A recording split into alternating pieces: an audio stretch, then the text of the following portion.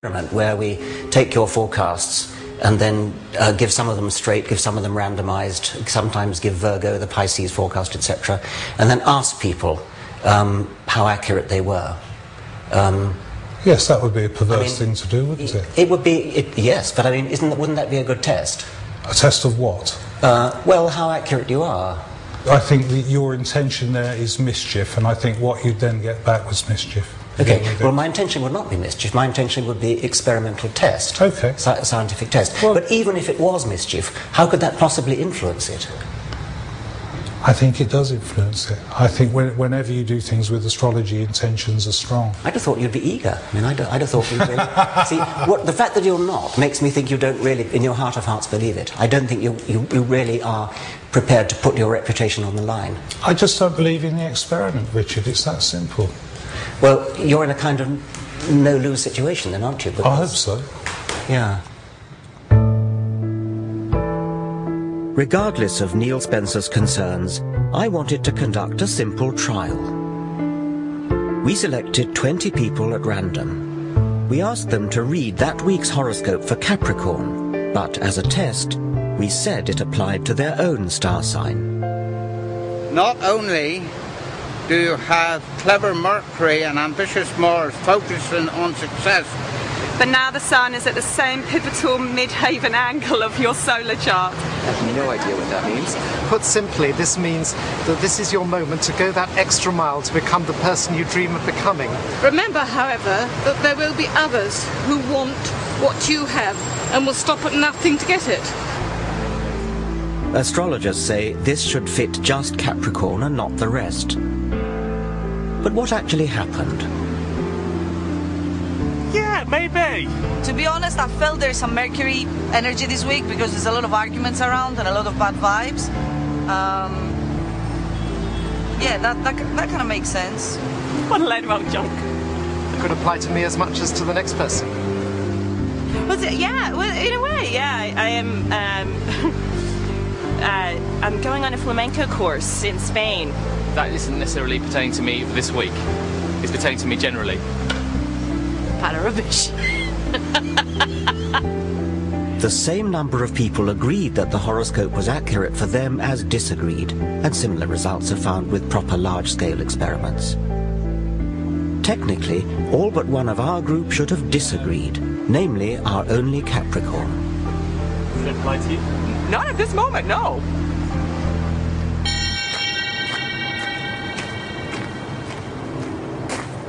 Am I taking this too seriously? I believe astrology misleads the public, denies scientific progress, and belittles our universe. There's a far richer way of looking at the cosmos. Astronomy is a triumph of the human intellect, a real science, constantly enriched by new evidence. Forget about the astrologers' charts with their constellations and planets moving in and out of this house or that house. Go into a real observatory and look at the Milky Way. Or go out into the country on a moonless night. Just lie on your back and gaze up at the stars. The heart-stopping sight you'd see is 100 billion stars spinning through an expanding universe at a speed of 1 million miles per day. The light from some of the closer stars started its journey at the time of the dinosaurs. You're staring into a deep time machine.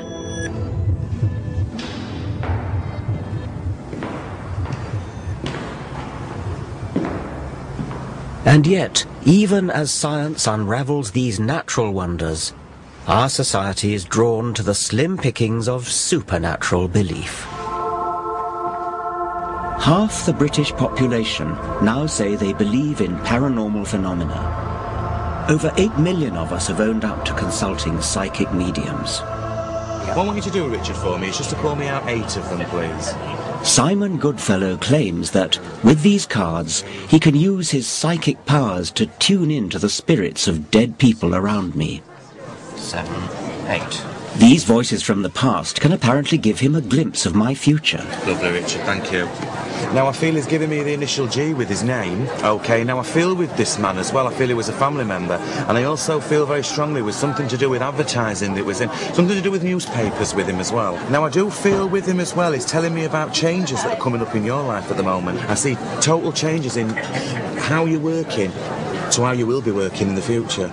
The word Simon seems to be fishing for is retirement, the obvious next step for most 60-somethings. It won't be as hectic and it won't be as active for you, and I do feel you have to grasp that when it... This could apply to anyone my age, but can Simon back up his more precise statements? What was that male relative with a G? What was that about you said earlier on? Right, the male relative with a G, right. I do feel with him, I don't feel he was a family member, but I do feel with him, right, it was some connection. I thought you said he was a family member. Did I say that? Did I with a family member? Yeah, I think you did. Right, okay. Maybe. Let me see if I can feel him here still. Yes, okay.